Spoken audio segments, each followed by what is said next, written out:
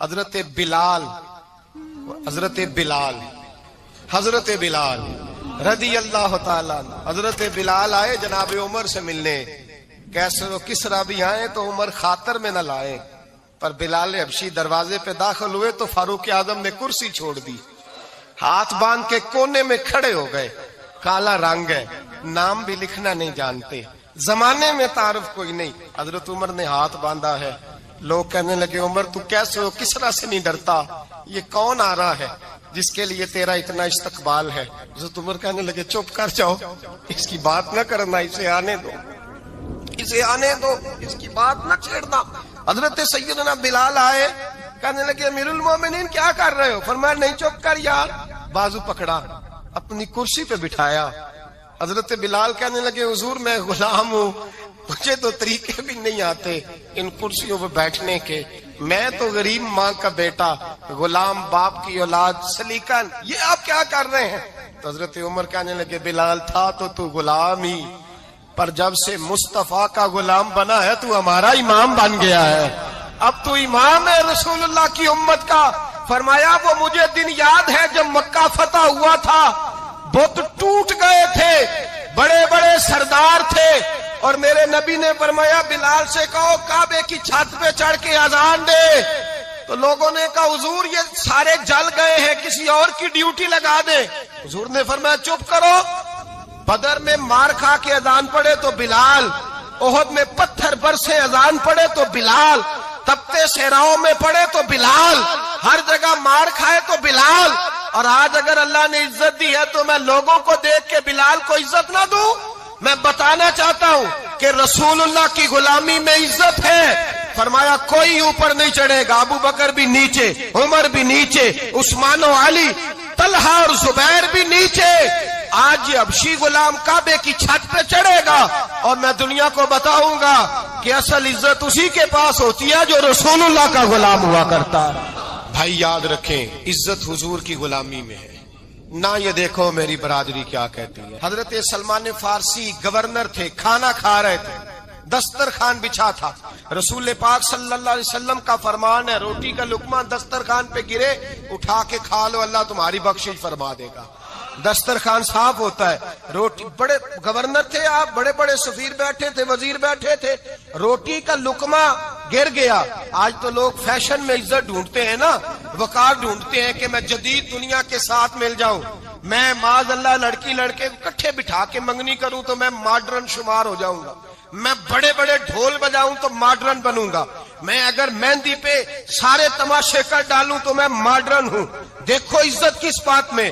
حضرت سلمان فارسی روٹی کھا رہے تھے, سفیر وزیر نہ جانے بڑے بڑے لوگ بیٹھے تھے, کھانا کھاتے کھاتے لقمہ گرا دسترخوان پہ. حضرت سلمان فارسی نے سمیٹا, منہ میں رکھا, پھر انگلی مار کے دسترخوان صاف کیا. ایک صحابی کان میں کہنے لگے سلمان کیا کر رہے ہو, کیا کر, آپ گورنر ہے, سوچئے تو صحیح, یہ لوگ کیا کہیں گے دنیا دار کے مسلمانوں کو روٹی نہیں ملتی, اٹھا اٹھا کے کھا رہے. کان میں بات کی, کان میں. حضرت سلمان فارسی کان میں جواب دے سکتے تھے, کہہ سکتے تھے نہیں ایسے ہی کرنا ہے, انہوں نے کان میں بات کی. لیکن جناب سلمان فارسی اعلیٰ اعلان بولے, کہنے لگے ان 4 5 6 دنیا داروں کے لیے میں اپنے نبی کا طریقہ چھوڑ دوں, اپنے رسول کی سنت چھوڑ دوں؟ یہ 4 5 دنیا دار دنیا کی طرف دیکھ کے میں مصطفیٰ سے منہ موڑ لوں؟ پھر جوش جذبات میں سر سے پگڑی اتار دی, رونے لگے. آپ فرمانے لگے میں مدینے کے بازاروں میں کھجوریں اتارتا تھا, نوکریاں کرتا تھا, یہ جو میرے سر پر عزت کے بال ہیں یہ محمد عربی کے اگائے ہوئے ہیں, رسول اللہ کے اگائے ہوئے ہیں. امیر المومنین حضرت جناب سیدنا عمر فاروق رضی اللہ تعالیٰ عنہ رات گھر میں تھے تو رونے لگے, بڑی دیر تک روتے رہے. والدہ اٹھی تو صاحبزادے سے کہنے لگی پتہ کرو تمہارے باپ کو کیا مسئلہ ہے. شہزادے آئے, کہنے لگے امیر المومنین والد گرامی کیا ہوا؟ تو حضرت عمر فاروق کہنے لگے بیٹا اپنی اماں کو بلاؤ. والدہ آ گئی, کیا بات ہے, کچھ طبیعت خراب ہے تو حکیم کا بندوبست کیا جائے. تو حضرت عمر کہنے لگے کچھ بھی نہیں, آج مسجد سے نکلا ہوں تو نبی پاک کے صحابہ میری تعریفیں کر رہے تھے. یہ حضرت فاروق اعظم کے وصال کے قریب کے دن ہے. तारीफ है। तो हजरत ये रोने की बात है कि खुश होने की? आप फरमाने लगे नहीं, सोचता हूँ बाहर तो मैं अच्छा रहा हूँ, पता नहीं घर में ही कोई ज्यादती ना हो गई हो, पता नहीं तुम्हारे साथ भी मेरे मामला ठीक थे कि नहीं। सहाबा तो तारीफ करते हैं, रो रहा हूँ तुम्हारी वजह से ना उलझ जाऊं, बीवी ही ना कहे मेरा हक ही अदा नहीं किया।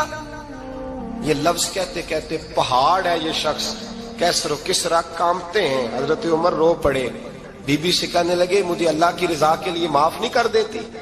मेरे ऊपर बोझ था उम्मत का, मैं सारी रात मदीने की गलियों में फिरता था, दिन सारा मस्जिद में गुजरता था, मैं तुझे वक्त नहीं दे पाया, माफ नहीं कर देती? तो ज़ौजा कहने लगी नहीं उमर, मैंने भी जिंदगी में अपना कोई सुख चैन नहीं देखा, कोई चाव पूरा नहीं किया, मैं कैसे माफ कर दूं? मैं नहीं माफ करती। हजरत उमर जमीन पे बैठ गए, रोने लगे, कहने लगे चल माफ कर दे। कहने लगी एक वादा करो, कयामत के दिन रब करीम की बारगाह में मेरी सिफारिश करोगे?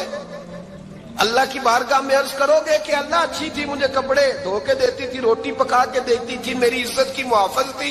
जनाब उमर कहने लगे तेरे साथ वादा है, रब अपने फजल से उमर को जन्नत देगा तो उमर तुझे जन्नत में साथ लेकर के जाएगा। बुखारी शरीफ में हदीस है, काजी अय्याज मालिकी रहमतुल्लाह अलैह ने बड़ी तफसील से लिखी है। रावी हजरत अनस बिन मालिक हैं।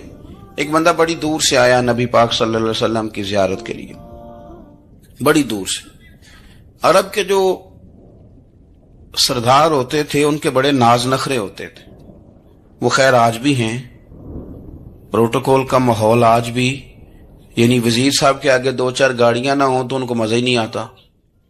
पुलिस वाले आगे पीछे भागे तो हालांकि उनको नहीं पता कि जो पुलिस वाले आगे पीछे भाग रहे हैं ना, ये हुकूमत बदली तो गिरफ्तार करने भी इन्होंने ही आना है, लेकिन वो बड़ा मजा आता है जब लोग गाड़ी के पीछे भागते हैं। क्या बात है जनाब, बड़ी बात। और हमारी तबीयतों में पता नहीं कौन सी। तो नबी पाक सल्लल्लाहु अलैहि वसल्लम की खिदमत में वो शख्स बड़ी दूर से आया। तो अरब के बादशाहों का मिजाज था, प्रोटोकॉल बड़ा चाहते थे। उनका तो ये तरीका था कि हुक्मरानी करनी है जैसे भी हो। अगर किसी गुलाम ने धूप में बंधा रह गया, ऊंट और छांव में नहीं बांधा तो दुर्रे मारते थे, और अगर उसने खोल के बांध दिया तो फिर भी मारते थे। कहते थे इतना सियाना हो गया तो उन्हें पूछा ही नहीं, खुद ब खुद ही बांध दिया। वो शख्स हुजूर की बारगाह में आया और बहुत सारे लोगों के पास क्योंकि वो जाता था अपने सरबराह का पैगाम लेके, तो वो कांप रहा है जब हुजूर की बारगाह में गया, डर रहा है। अब जरा बात को समझना, नबी पाक सल्लल्लाहु अलैहि वसल्लम ने उससे फरमाया क्यों डरते हो?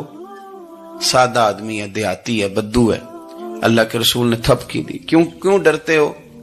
तो कहते हुजूर मुझे आदाब नहीं आते और मुझे डर आता है, कोई बात अगर ऐसी हो गई, आप मदीने की हुकूमत के सरबराह हैं, तो कहीं आप नाराज ना हो जाएं।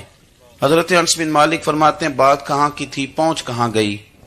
जब उसने ये कहा ना कि आप तो हुकूमत के सरबराह हैं, कहीं कोई गलती ना मुझसे हो जाए, तो नबी पाक की आंखों में आंसू आ गए।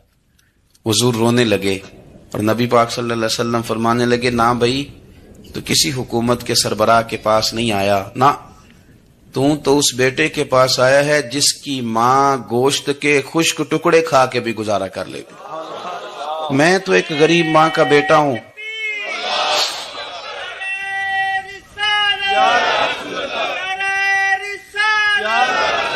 भाई अगर आपका ये ज़ौक बन जाए, देखो ना आज तो लोग भूल जाते हैं ना, कपड़े बदल लेते हैं तो वो समझते हैं कि शायद सारा कुछ ही बदल गया। यानी गांव से आकर पढ़ने वाले भूल ही गए हैं कि किसकी माँ ने कितना जेवर बेचा था। लोग भूल जाते हैं चीजों को, अपने माजी को याद रखें। यार सफाई करने वाला सफाई टाइम पे करता है ना, तुम चिराग तो सही जलाते हो ना। मुझे बताओ आने वालों, ये तो बताओ शहर मदीना कैसा है, और सर उनके कदमों में रखकर झुककर जीना कैसा। दिल आंखें और रूह तुम्हारी लगती है सैराब मुझे, दर पे उनके बैठ कर आबे जमजम पीना कैसा है। कहने लगे उमर उस कोने का क्या हाल, और फिर कहने लगे वो फुला बाग में हुजूर असर के बाद जाया करते थे, उसके फलों फूलों का क्या हाल है।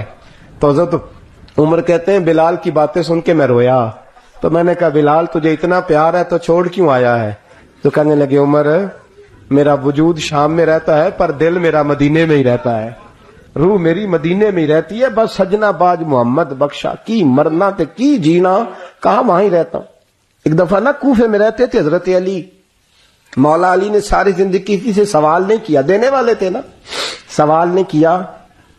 ایک بڑی خوبصورت قندیل ایک شخص لایا, خوبصورت لالٹین بنی ہوتی تھی وہ, اور اس میں تیل مٹی کا نہیں ڈالتے تھے, خوشبو والی کوئی چیز ڈالتے تھے تو وہ جلتی تھی. وہ لایا کوفے کی جامع مسجد میں, حضرت علی کوفے آ گئے, کہا حضور یہ جلا لے. جب وہ لایا نا قندیل تو حضرت علی نے زندگی, امام حسن کہتے ہیں میں نے عجیب زندگی بھر سوال نہیں کیا. اس سے کہنے لگے میں نے کبھی کسی سے کچھ مانگا نہیں, اس طرح کی ایک اور مل جائے گی. تو اس شخص ایسے جیسے وہ عرش پہ نہیں بیٹھ گیا کہ علی نے مجھے کہہ دیا ہے, کہنے لگا حضور مل جائے گی. فرمانے لگے لے جاؤ. کہتے ہیں وہ لے کے آیا.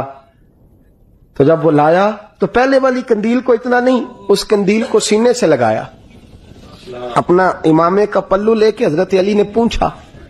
پھر آنکھوں میں آنسو آئے. امام حسن کہنے لگے ابا جی میں سمجھ نہیں پا رہا, یہ آپ نے تو زندگی بھر بھوک کاٹی ہے, سوال نہیں کیا, تو یہ کیا ہے؟ کہنے لگے مجھے بڑی پسند آئی تھی, دل کرتا ہے ایک لے لوں اور میں حضور کی مسجد میں بھی بھیج دوں, میں مدینے میں بھی بھیج دوں. میرا دل کرتا ہے یہ مسجد نبی میں لگ جائے گی تو اس کی شان بڑھ جائے گی. تو فرماتے امام حسن کہ میں رو پڑا. میں نے کہا حضور مجھے سمجھ آ گئی ہے, رہتے آپ کوفے میں ہے پر دل آپ کا مدینے میں ہی بستا ہے, وجود یہاں ہے پر روح آپ کی. رب جانے سونے محبوبہ تیرے شہر دیاں کی لذتاں نے, ایک رون جنہاں نے ویکھیا نہیں تے ایک رون دوبارہ جامل نہیں. میرے اعلیٰ حضرت فاضل بریلوی رحمت اللہ علیہ فرماتے ہیں حرم کی مدینے کے خطے خدا تجھ کو رکھے, مدینے کے خطے خدا تجھ کو رکھے, غریبوں فقیروں کے ٹھہرانے والے. یہاں غریب فقیر درویش مدینہ حسن ہے. توجہ ہے اب حضرات کی. میں 2010 میں گیا تھا, اماں جی جب میں جانے لگا تب بھی میں روتا ہی گیا. واپس آیا تو میں اپنی والدہ سے میں نے کہا کہ اماں یہ کہیں خامی ایمان ہی نہ ہو. میں مدینے سے پلٹ آیا, میں بڑا تڑپا. میں نے کہا اماں جی وہ جانے کی جگہ تو ہے پر دوبارہ آنے کی جگہ نہیں, وہاں سے دوبارہ آنا نہیں چاہیے. وہاں سے سب سے مشکل مرحلہ مدینے سے لوٹنا ہے, آنا نہیں چاہیے. تو میری اماں مجھے کہنے لگی اللہ تجھے بار بار بلائے گا, دعا کرنی چاہیے, رونا نہیں چاہیے. بزرگوں کا درویشوں والا جو انداز تھا. اور پھر میں دوسری دفعہ عمرے پہ گیا تو ایک شعر تھا مظفر وارسی کا, تو میں وہ پڑھ رہا تھا. میں نے کہا کہ دوبارہ آنے کی آرزو ہے, کہ خود کو پانے کی آرزو ہے, جو حج پہ احرام باندھتے ہیں اب وہ باندھ کے آنے کی آرزو ہے. تو میں نے تو ایک حج مانگا تھا, اللہ نے 2 عطا فرما دی. یہ مصطفیٰ کے مدینے کی شان ہے, یہ رسول اللہ کے شہر کی شان ہے. تو میرے دوستو اللہ بڑا بے نیاز ہے. وہ میرے جیسے لوگ, میرے جیسے, سچی بات ہے, میرے جیسے لوگ اس کا, میں کبھی بھی مدینہ منورہ میں حاضر ہو کے لوگ اور باتیں سوچتے رہتے ہیں اور میں مسجد میں بیٹھا ہوتا ہوں. تو میں جب پہلی دفعہ گیا تھا تو ایک بی بی بیٹھی تھی, سادی سی عورت, رات کو, تو اپنا زبان یار من ترکی بگویم پنجابی میں وہ بات کر رہی تھی. تو وہ جملے اس کے مجھے یاد رہتے ہیں جب میں مدینے جاتا ہوں. سادی بی بی جنت البقیع کے باہر بیٹھی تو بوڑھی اماں سادے سے کپڑے, تو شعر پڑھ رہی تھی. وہ کیا شعر تھا اس کا, کوئی وہ اس پہ شاعرانہ ردیف کافی یہ پورے نہیں اترتے. لوگ کہیں گے یہ مصرع شاید لحاظ سے ٹھیک نہیں ہے, سند کے لحاظ سے, لیکن اس کا انداز تھا نا تو تھا بڑا با کمال. اور وہاں بیٹھی پتہ کیا کہہ رہی ہے, ویکھو نہیں ویکھو کہ ڈے کرم کمائے سوں. لوگ کہیں گے ردیف کافی کے لحاظ سے شاید ٹھیک نہیں, لیکن اس کی فکر کتنی ٹھیک ہے, سوچ کتنی ٹھیک ہے. کہتی ویکھو نہیں ویکھو کہ ڈے کرم کمائے سوں, میرے جے گندے مندے در تے بلائے سوں. سید عالم صلی اللہ علیہ وسلم کے وصال ظاہری کے ایام قریب آئے تو حضور نے سرخ پٹی باندھی. تیز بخار ہے نبی کریم کو, 2 صحابہ سہارا دے کے مسجد میں لائے. نبی پاک علیہ السلام کو بظاہر سہارا دے کے لایا گیا. کریم رسول نے لوگوں کو جمع کیا, حضور آج کیا ہونے والا ہے, آج کیا کہا جائے گا, آج کس لیے میٹنگ بلائی ہے. نبی کریم کے کل صحابہ جب مسجد میں جمع ہوئے تو کھچا کھچ مسجد بھری ہے. وصال ظاہری سے چند یوم پہلے کی بات. نبی پاک نے فرمایا آج تمہیں کوئی جہاد کی ترغیب نہیں دینی, آج کوئی نیا پیغام نہیں دینا, آج تمہیں بتانا ہے کہ رب نے اپنے بندے کو اختیار دیا ہے, چاہے تو دنیا میں رہے چاہے تو اس کی بارگاہ میں حاضر ہو جائے. اس عبد نے بارگاہ ربوبیت کی طرف لوٹنے کا ارادہ کر لیا ہے. حضرت صدیق اکبر رونے لگے تو صحابہ نے کہا تمہیں کیا ہوا؟ کہنے لگے سمجھ نہیں رہے، کسی کی بات نہیں کر رہے، نبی پاک تو اپنی بات فرما رہے ہیں، اس نے جانے کا ارادہ کر لیا۔ سنیے میرے بھائی، محبوب پاک نے فرمایا بھائی کسی شخص کو میری طرف سے کوئی تکلیف پہنچی ہو تو بدلہ لے سکتا ہے، بدلہ لے سکتا ہے، کسی کو تکلیف پہنچی ہو۔ صحابہ پھوٹ کے رونے لگے، محبوبہ کرم ہی کرم ہوا ہے، رحمت ہی رحمت آئی، آپ کے بارے میں گمان کرنے والا بھی دائرہ ایمان سے نکل جائے گا۔ حضور آپ کیا فرما رہے ہیں؟ فرمایا نہیں بھائی اٹھو۔ پیچھے سے جناب عکاشہ بن محصن اٹھے، ہاتھ کانپتے ہیں، آگے بڑھے، کہنے لگے یا رسول اللہ، ایک جنگ کے موقع پر آپ نے درہ مارا تھا، ننگی پیٹھ پر صفیں سیدھی کراتے، بات دل میں رہ گئی ہے، میں نے بدلہ لینا ہے۔ نبی کریم نے فرمایا بلال دوڑ کے جاؤ، فاطمہ کے گھر درہ پڑا ہے، درہ لاؤ۔ سیدنا بلال حبشی کہتے میں گیا، دستک دی، سیدہ طیبہ طاہرہ حضرت فاطمہ فرمانے لگی بلال کیسے آئے ہو؟ اماں جی وہ درہ چاہیے تھا۔ سیدہ کو تشویش ہوئی، کہنے لگے بلال نہ تو جنگ پہ جانا ہے، نہ جہاد ہے، نہ کوئی ایسا موقع ہے، حضور کی تو طبیعت مبارک بظاہر بڑی علیل ہے، درہ کیا کریں گے؟ حضرت بلال عرض کرنے لگے اماں جی ایک صحابی بدلہ لینے لگے ہیں، صاحب طبقات نے جملے لکھے ہیں، کہتے ہیں بی بی صاحبہ نے درہ بھی دیا اور امام حسن حسین کو بھی باہر نکالا۔ فرمانے لگی عکاشہ سے کہنا 100 درے مارے، ان دو شہزادوں کے جسم پر نبی پاک کے قریب نہ جائے، میں نے 2 بچے پیدا ہی اپنے محبوب پر قربان کرنے کے لیے کیے، ان کو لے جائے۔ حضرت بلال کہتے میں 2 شہزادے لے کے آیا، اور جب دروازے میں میں لے کے پہنچا تو نبی پاک نے دیکھا تو آنکھوں میں آنسو آ گئے، فرمایا ان کو بٹھا دو، مجھے پتا ہے فاطمہ نے کیا کہہ کے بھیجا ہے۔ حضرت سیدنا بلال فرماتے درہ میں نے جناب عکاشہ کو دیا، حضرت عکاشہ درہ لے کے آگے جو بڑھے تو حضرت ابو بکر صدیق نے ان کے پیروں پہ ہاتھ رکھا، فرمایا عکاشہ میری طرف آ یار، مجھے مار درے، نبی پاک کے قریب نہ جا۔ مصطفیٰ کریم نے فرمایا ابو بکر تو ہٹ جا، اسے آنے دے۔ فرماتے میں چند قدم آگے گیا تو مولا علی شیر خدا نے میرے پیر پہ ہاتھ رکھا، کہنے لگے عکاشہ سوچ تو صحیح تو کیا کر رہا ہے؟ حضور نے فرمایا علی ہٹ جاؤ، میرا اور ان کا معاملہ ہے۔ جناب عکاشہ آگے بڑھ رہے، نبی کریم نے فرمایا میں اپنی امت کو درس دینا چاہتا ہوں، خبردار خبردار زندگی میں تمہارے ہاتھ سے زبان سے کسی کو تکلیف نہ پہنچنے پائے، خبردار۔ یاد رکھنا وہ معاشرے بگڑ جاتے ہیں، وہ معاشرے تباہ کر دیے جاتے ہیں جہاں ظلم ہوتا ہے، جہاں زیادتی ہوتی ہے، جہاں لوگوں کو ستایا جاتا ہے۔ محبوب کریم کے قریب آئے حضرت عکاشہ کا، حضور میری پیٹھ ننگی تھی، آپ بھی ذرا کپڑا ہٹائیے۔ نبی کریم نے پیٹھ سے کپڑا ہٹایا، جناب عکاشہ نے درہ جو اٹھایا تو صحابہ کی چیخیں نکلی، حضرت عکاشہ نے درہ دور پھینکا، حضور کے بطن اطہر سے لپٹ گئے، چومنے لگے، کہنے لگے حضور وہ تو صفیں سیدھی کراتے لگ گیا تھا، آپ نے کہاں مارا تھا؟ یا رسول اللہ میں تو بہانہ بنا رہا تھا کہ جاتی دفعہ مجھے وجود چومنے کا موقع نصیب ہو جائے، مجھے یہ موقع نصیب ہو جائے۔ میرے حبیب نے فرمایا جس نے جنتی دیکھنا ہو میرے عکاشہ کی زیارت کر لے۔ بھائی ظلم کا دروازہ کھلا ہوا ہے اور لوگ بھول جاتے ہیں زیادتی کرتے ہوئے، وہ بہو سے ہی کیوں نہ کرے، وہ اپنے گھر کے بھول جاتے ہیں کہ شاید پوچھنے والا کوئی نہیں، شاید میزان نہیں لگے گا۔ ایران کے بادشاہ نے اپنے بیٹے کو پڑھانے کے لیے ایک استاد صاحب کا بندوبست کیا۔ استاد صاحب کو کہا کہ میرے بچے کو دین پڑھائیے، میں چاہتا ہوں کل اس نے انعام حکومت کو سنبھالنا ہے تو یہ دین سے آگاہ ہو جائے، اس کو کچھ سکھائیے پڑھائیے۔ بہت نیک بزرگ بڑے درویش عالم پڑھانے لگے، اسباق مکمل ہو گئے، دین کے اسباق قرآن مجید پڑھایا، احادیث طیبہ کا درس دیا، اصول فقہ سے روشناس کرایا۔ جب بچے نے مکمل تعلیم حاصل کر لی اور آمین ہو گئی، دستار ہو گئی، فارغ ہو گئے تو پھر ایک دن استاد صاحب نے کہا بیٹے کل تم نے ضرور آنا ہے، کچھ بات کرنی ہے۔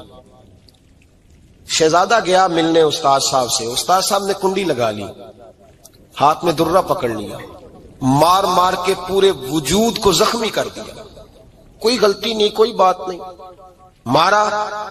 اب بچہ آیا آ کے بادشاہ سلامت سے کہا کہ ابا جی سمجھ نہیں آئی، بڑا مارا ہے استاد۔ تو سیانے تھے نا بادشاہ، یہاں تو قاری صاحب روز کٹہرے میں کھڑے ہوتے ہیں، مولوی صاحب آپ نے میرے بچے کو کیوں مارا ہے؟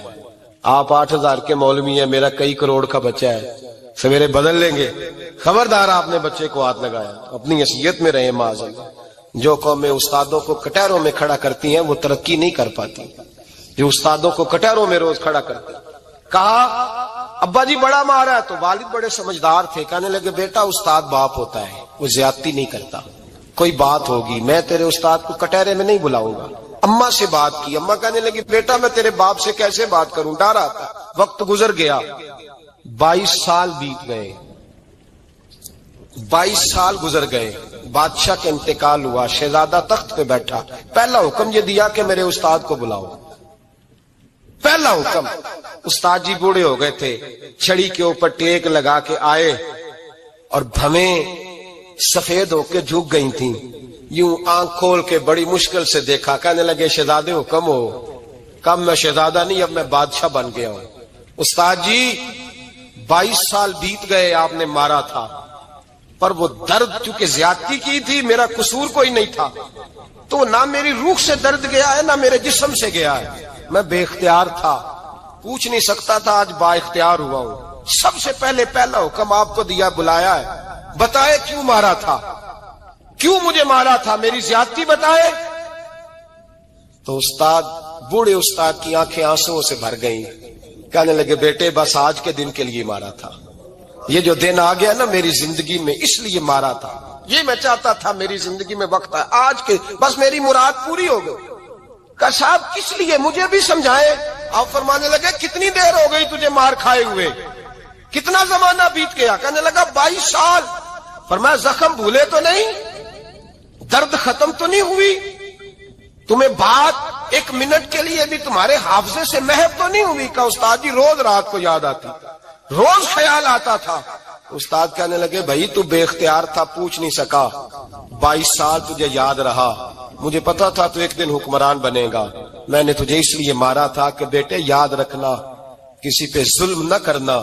اگر تجھے 22 سال تک یاد رہا ہے تو جس پر تو ظلم کرے گا اسے بھی قیامت تک یاد رہے گا. اور یہ یاد رکھنا, تو آج با اختیار ہوا تو تو نے مجھے بلا لیا ہے, قیامت کے دن غریب با اختیار ہو جائیں گے, مظلوم با اختیار ہو جائیں گے. وہ با اختیار ہوں گے للہ الواحد القہار, رب کریم کی بارگاہ کے اندر ان کا اختیار ہوگا, اکیلے اللہ کی حکمرانی ہوگی. پھر وہ بلائیں گے بڑے بڑے کج کلا, دنیا میں جن کی پگڑیاں اونچی تھیں وہ سر جھکائے کھڑے ہوں گے. دنیا میں جو ڈکٹیٹر بنتے تھے ان کی پشتیں لال ہوں گی, ان کو غدار لکھا جائے گا, قیامت تک نہیں بھولے گا. ظلم کرنا تو سوچ سمجھ کے کرنا, اتنا کرنا جتنا تم سہ سکتے ہو, اتنی زیادتی کرنا جتنی قیامت میں تم برداشت کر سکتے ہو. میرے نبی کریم صلی اللہ علیہ وسلم نے فرمایا ظلم سے بچو, یہ قیامت کے اندھیروں میں سے ایک اندھیرا ہوگا. زندگی میں زیادتی نہ کریں, اگر تھوڑی دیر کے لیے کوئی چیز برداشت کر جائیں گے تو وہ فائدہ دے جائے گی, کچھ دیر کے لیے اگر سہ جائیں گے تو نفع مل جائے گا. سہنے کی کوشش کریں لیکن زیادتی نہ کریں, نظر کو, سوچ کو, ذہن کو پاک رکھیں. اور میرے بھائی زندگی پوری ظلم سے بچیں, زیادتی سے بچیں. آپ لوگوں کے ساتھ پیار کریں, آپ لوگوں کو موقع دیں, آپ تھوڑی سی اور کوشش کریں اس شخص تک جانے کی جو آپ کو مایوس نظر آ رہا ہے, پریشان نظر آ رہا ہے. یہ ہمیں میلاد والے محبوب صلی اللہ علیہ وسلم نے درس دیا. ایک اور پہلو, حضور سید عالم صلی اللہ علیہ وسلم نے, ہمارے ہاں نا ابھی بھی برادری کی تقسیم ہے, ابھی بھی, اور کچھ میں نے ایسے کمزور لوگ بھی دیکھے, یہ اس طرح کی حرکتیں ہارے ہوئے لوگ کرتے ہیں. ہارے ہوئے لوگ جو اپنے آپ کو سمجھتے ہیں کہ میں کوئی بڑا آدمی ہوں. بڑا آدمی تو اپنے اخلاق سے ہوتا ہے, اپنے کردار سے ہوتا ہے, اپنی سخاوت سے ہوتا ہے, لوگوں سے پیار کرنے سے ہوتا ہے. باقی یہ کہ بیٹھ کے کہانی سنانا کہ میں بڑا کچھ کرتا ہوں, تو جو کچھ کرتا ہوتا ہے اسے سنانے کی کوئی ضرورت ہے. ایک اور بہت سارے لوگ آپ تعزیت کرنے جائیں نا والد کے انتقال کے بعد, تو ان بیچاروں کو بتانا پڑتا ہے کہ ابا جی میرے بغیر دوائی نہیں کھاتے تھے. تو میں کہتا ہوں اگر تیرے بغیر نہیں کھاتے تھے پھر بتانے کی ضرورت نہیں, پھر تو سارے گاؤں کو پتا ہوگا کہ تیرے بغیر نہیں کھاتے. اور اگر کوئی دال میں کالا ہے تو پھر تیری وضاحت کوئی بندہ قبول نہیں کرے گا. تو آپ کو بتانا کیوں پڑ رہا ہے, اور آپ بار بار اس بات کا ذکر کیوں کر رہے ہیں کہ ہم بہت بڑے قبیلے کے ہیں؟ صاحب اگر آپ بڑے قبیلے کے ہیں تو پتا ہوگا سارے علاقے کو آپ کتنا لوگوں کا خیال کرتے ہیں, آپ کس قدر محبت کرتے ہیں, آپ کا انداز کریمانہ کس طرح کا. پھر آپ کو بتانے کی کوئی ضرورت نہیں ہوتی, پھر خود بخود خبر ہوتی ہے. حضرت سیدنا ابو ذر غفاری رضی اللہ تعالیٰ عنہ قبیلہ بنو غفار ایک بڑی شاخ تھی قبیلوں میں سے، جو لوگ اس زمانے میں مالدار قبیلوں سے تعلق رکھتے تھے ان میں سے ایک بڑا نام تھا. ساری زندگی چودراہٹ کی، لیکن میلاد ایک انقلاب کا نام ہے. میں میلاد منانے والے دوستوں سے گزارش کرتا ہوں کہ آپ ہر سال میلاد منائیں، اور ہر سال میلاد کے بعد آپ تھوڑے بدل بھی جائیں، یعنی تھوڑے سے بدل جائیں. کچھ لوگ کہیں یار یہ داڑھی میں نے نا 12 ربیع الاول والے دن رکھی تھی، یہ میری میلاد والی داڑھی ہے. اور داڑھی رکھیں بھی نبی پاک کی مرضی کی. کس کی مرضی کی؟ نہ ناراض ہو جائے جی میں ٹور چلا بس. کس مرضی کی جی؟ اپنی مرضی کے نہیں. داڑھی کا وزن کو نہیں ہوتا کہ پوری مٹھی رکھیں گے تو آپ کو کوئی دقت ہوگی، کوئی وزن نہیں. پوری رکھیں، جو حضور کا طریقہ مبارکہ ہے جو ہمیں ملتا ہے اس پر آپ توجہ فرمائیں. تو میں جو بات عرض کرنے جا رہا ہوں وہ میلاد انقلاب ہے. حضور سید عالم صلی اللہ علیہ وسلم کی بارگاہ میں آنے سے پہلے لوگ کچھ اور ہوتے تھے، اور یہاں سے ہو کے جاتے تھے تو پھر ان میں تبدیلی آتی تھی. میں سارا دن کرامتیں سناؤں نا کسی کو اپنے پیر صاحب کی، اور اپنے گھر میں بھی کہ میرے حضرت بڑے، میرے استاد بڑے، لیکن بیوی کے ساتھ اگر میں ترش لہجے میں بات کروں گا تو وہ کہے گی یہ سکھاندے نے تینوں پیر صاحب. دوست کہیں گے یہ سکھاتے ہیں آپ کی کہانیاں نہیں چلتی، آپ کا کردار چلتا ہے. حضرت ابو ذر غفاری رضی اللہ تعالیٰ عنہ فرماتے ہیں چونکہ میں چودھری تھا، سیدنا بلال حبشی رضی اللہ تعالیٰ عنہ کے پاس میں بیٹھا تھا. کسی بات میں بات آگے بڑھی اور بڑھتے بڑھتے بات شکنجی تک چلی گئی. رائے کے اختلاف نے باتوں میں تلخی پیدا کر دی، اور جب تھوڑے لفظ اور تیز ہوئے تو میں نے انہیں کہہ دیا چپ کر، تو ابشن کا بیٹا ہے. کس کے بیٹے تھے حضرت بلال؟ کہتے ہیں جب انہوں نے مجھے کہا میرا دل بڑا ٹوٹا، کہ میں نے ارادہ کیا کہ میں نے حضور کی بارگاہ میں نہیں عرض کرنی. اب ہر بات کی ہم حضور کی بارگاہ میں شکایت کریں، لیکن میں جا کے مسجد میں بیٹھا اور جب سرکار آئے نا، ارادہ نہیں تھا کہ عرض کروں گا، لیکن حضور کا چہرہ دیکھا تو دکھ میرا خود ہی تازہ ہو گیا. رونے کا بھی تو تب ہی مزہ آتا ہے نا کوئی اپنا ملے تو. فرماتے ہیں کہ میرے آنسو نا بغیر اختیار کے چھلک پڑے اور میں کھل کے روئے، کھل کے. قربان جاؤں محبوب کے بھی حضور نے پاس نہیں بلایا، بلکہ نبی پاک اٹھ کے خود میرے پاس آئے اور مجھے کندھوں سے پکڑ کے سینے سے لگایا. اور جب میں کھل کے رو لیا تو حضور میرے آنسو پوچھنے لگے. کچھ شعر ایسے ہوتے ہیں جو کسی نے کہے ہوتے ہیں، اور کہنے والا جو ہوتا ہے وہ صاحب حال ہوتا ہے، تو اس میں کچھ خوبصورتی زیادہ ہی ہو جاتی ہے. ایک پنجابی کے شاعر ہمارے گجرات میں گزرے، بزرگ تھے، ان کا ایک شعر ہے، وہ کہتے ہیں ایک واری میری آنکھیاں چوں اونا نے اتھرو پونجے سن. ایک واری میری آنکھیاں چوں اونا نے اتھرو پونجے سن، ہن تے چسکا پہ گیا رونے دا. ایک واری میری آنکھیاں چوں اونا نے اتھرو پونجے سن، ہن تے چسکا پہ گیا رونے دا، تے ہر ویلے آہو زاری دا. تو میں روز رونے لگا ہوں، مزہ ہی بڑا آیا ہے جب سے محبوب نے چپ کرانا شروع کیا. میرے عزیز، اور پھر حضرت بلال حبشی رضی اللہ تعالیٰ عنہ چونکہ حضور کے غلام تھے اور انہیں پتا تھا کہ سرکار میری ناز برداری کرتے ہیں، حضور نے چپ کرایا. فرمایا کیوں روتے ہو؟ تو عرض کرنے لگے یا رسول اللہ صلی اللہ علیہ وسلم، اگر میں ابشن کا بیٹا ہوں تو میری تو غلطی کوئی نہیں نا، یہ تو تقسیم اللہ کی ہے نا. الذی خلقک فسواک فعدلک فی ای صورت ما شاء رکبک. جس طرح وہ چاہتا ہے، جس کو چاہتا ہے اس طرح کی اس کی صورت بنا دیتا ہے. تو مجھے ابشن کا بیٹا کہا جاتا ہے، میری غلطی کیا ہے؟ حضرت بلال نے بھی نہیں بتایا کس نے کہا، لیکن نبی پاک صلی اللہ علیہ وسلم نے کیا فرمایا. امام یوسف صالحی نے لکھا ہے، ذرا غور کرنا بات پر، تسلیاں لوگ اور رنگ میں بھی دیتے ہیں پر یہ تسلی بڑی انوکھی ہے. حضور فرمانے لگے بلال اگر تو ابشن کا بیٹا تو پریشان کیوں ہوتا ہے؟ کالے رنگ والی ماں کا بیٹا ہے تو پریشان کیوں ہوتا ہے اگر تیری والدہ کا رنگ کالا ہے تو؟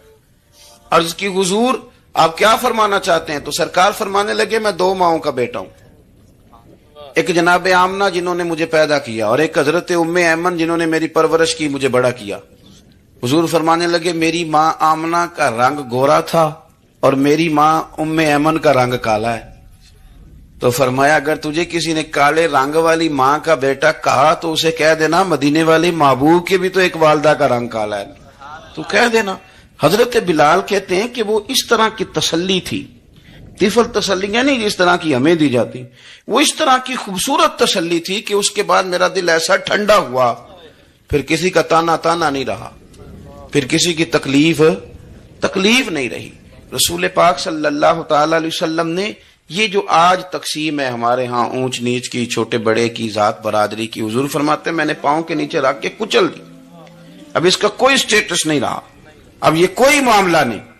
फिर मेरे भाई एक मामला हमारे अंदर जो और बड़ी शिद्दत के साथ आया है और जिसने बड़ा जोर पकड़ा है वो ये है कि हम ना पढ़े लिखे लोगों से माजरत के साथ, पढ़े लिखे लोगों का भी एक मसला है, वो दूसरों को जाहिल कहना जरूरी समझते हैं, इल्ला माशाअल्लाह। मैं अक्सर कहता हूं कि ये तो आसान काम है ना, आपने कह दिया जाहिल नहीं जी सारे पिंड वाले, ये तो बड़ा आसान काम है, तो जान छुड़ाने वाली बात है। अनपढ़ हैं जी इस कौम का कुछ नहीं बन सकता, भी तो आसान काम है, जान छूट गई। मैं भी खड़ा होता हूं नमाज जनाजा की इमामत करने के लिए, कभी तो कह देता हूं कि जनाब आज लोगों को नमाज जनाजा की दुआ नहीं आती, तो सोचता हूं कि अगर किसी ने खड़ा करके पूछ लिया कि आपने कितने लोगों को याद कराई है, हमने कभी कहा कि आओ बैठो याद कराऊं, तो उसका जवाब क्या है? तनकीद करना आसान काम है और तामीर करना ये मुश्किल मरहला है। अजीज दोस्त, हमारे यहां ना अनपढ़ बंदे के साथ और उस बंदे के साथ जिसकी सोचें महदूद हैं, हमारा रवैया इतना तल्ख होता है। भाई मजा तो तब आता है ना जब आपको, कुछ लोग कहते हैं मैं अच्छे के साथ अच्छा हूं, तो अच्छे के साथ तो सारी दुनिया अच्छी होती है, आपने उसमें क्या कमाल किया? तरजीह आखिरत को, अल्लाह की जात को। हमारी आखिरत किस तरह ठीक हो सकती है, आखिरत में कामयाब किस तरह हो सकते हैं, आखिरत में अल्लाह ताला की रजा कैसे पा सकते हैं, इसको तरजीह देनी चाहिए। नबी पाक सल्लल्लाहु ताला अलैहि वसल्लम के बहुत सारे सहाबा बड़ी शानों वाले, एक सहाबी का हम आज जिक्र करने जा रहे हैं जिनका नाम है हजरत अबू ज़र गिफारी रदी अल्लाह ताला। हमारे सूफिया तसव्वुफ में एक जुमला बोलते हैं कि तेरा तो फकर फकर बूज़र है, यानी जिनको सही दरवेश कहते हैं ना, सही दरवेश। मौला अली शेर खुदा रदी अल्लाह ताला ने फरमाया करते, दो ही तो बंदे हैं जो रब के रस्ते में किसी शय की परवाह नहीं करते। हुजूर कौन से? फरमाया अबू ज़र गिफारी है और दूसरे अली उल मुर्तज़ा है। मौला अली फरमाया करते, ये ना मुसलमानों में से चौथे या पांचवें मुसलमान है। शुरू से एक सलीम तब आदमी, कुछ लोग तबन बड़े नफीस होते हैं, तबनी अल्लाह की तरफ से शुरू से ही। इनका जो कबीला था बनु गफार, वो राहजनी करता था, लोगों को लूट लेता था। शुरू में ये काम किया, लेकिन जब कुछ लोगों की चीखें कानों में गई तो छोड़ दिया। फरमाया नहीं यार, तबीयत नहीं मानती। और नबी पाक का कलमा पढ़ने से पहले ही बुतों की पूजा छोड़ के रब की इबादत शुरू कर दी। लोग पूछा करते थे आप इबादत तो करते थे पर मुंह किधर करते थे? फरमाते थे जिधर वो करा लेता था कर लेते थे। किसी ने इन्हें बताया कि मक्के में एक शख्स हैं जिन्होंने ऐलान नबुव्वत किया है, आपकी तरह की बातें करते हैं। इन्होंने अपने भाई को भेजा, उनका नाम अनीस था, पता करके वापिस आए। भाई कहने लगे अबू ज़र, इनका नाम जुंदब है, असल में ज़र इनके बेटे का नाम है और कुनियत से ज्यादा मारूफ हैं, अबू ज़र गिफारी कहलाते। फरमाते हैं कि भाई ने आके बताया कि वो नेकी का हुक्म देते हैं, बुरे कामों से मना करते हैं, सिला रहमी का पैगाम देते हैं, लेकिन लोग सारे मुखालिफ हैं। ये चीज भी बड़ी काउंट होती है, इसे ना काउंट किया करें। लोगों की तरजीहात बदलती हैं, सुबह कुछ, दोपहर कुछ, शाम कुछ, इसे ना काउंट करें। उन्होंने इस बात को काउंट करके बताया कि लोग उनके जो है ना वो मुखालिफ हैं सारे। तो हज़रत अबू ज़र गिफारी कहने लगे मुझे तसल्ली नहीं हुई, मैं खुद जाके पता करूंगा। कहते हैं मक्का शरीफ आया तो किसी ऐसे आदमी से पूछ बैठा, मैं तो कुछ और समझा था, वो कुछ और निकला। मक्के वालों ने बड़ा मारा। मक्के पहुंच के पहली जो चीज मिली वो मार खाने की थी। अब मैं डरते किसी से पूछता ही ना, भूख भी बड़ी थी, रहने को जगह नहीं थी, हरम शरीफ में लेटा रहता था। मेरे नसीब देखो, मुझे एक शख्स ने ना आके हिलाया, कहने लगे अगर मुनासिब समझें तो मैं आपको देख रहा हूं काफी देर से, आप कोई परदेसी हैं, आपका अपना मेहमान ना बना लूं। तो मैंने कहा आपका क्या नाम है? कहने लगे मेरा नाम है अली इब्न अबी तालिब। कहते हैं मौला कायनात घर ले गए, खाना भी खिलाया, जगह भी दी, सोने को खिदमत भी की, लेकिन चूंकि मैं तो पहले एक से पूछ के मार खा बैठा था, मैंने पूछा नहीं मैं किधर आया हूं। رات رہے, اگلی رات بھی رہے, لیکن میں نے بتایا نہیں میں کس کام آیا ہوں. حضرت ابو ذر غفاری رضی اللہ تعالیٰ عنہ کہتے ہیں خود ہی مولا علی نے پوچھا بتا سکتے ہو کیسے آئے ہو؟ میں نے کہا رات رکھ لو گے. فرمایا بڑا کشادہ سینہ دیا رب نے مجھے. تو بات تو کہنے لگے یار میں تو محمد مصطفیٰ کی زیارت کرنے آیا ہوں صلی اللہ تعالی علیہ. یہ بے نیاز لوگوں میں سے ہیں حضرت سیدنا ابو ذر غفاری. میں حضور کی زیارت کے لیے, حضرت علی کہنے لگے سویرے لے چلوں گا. انسان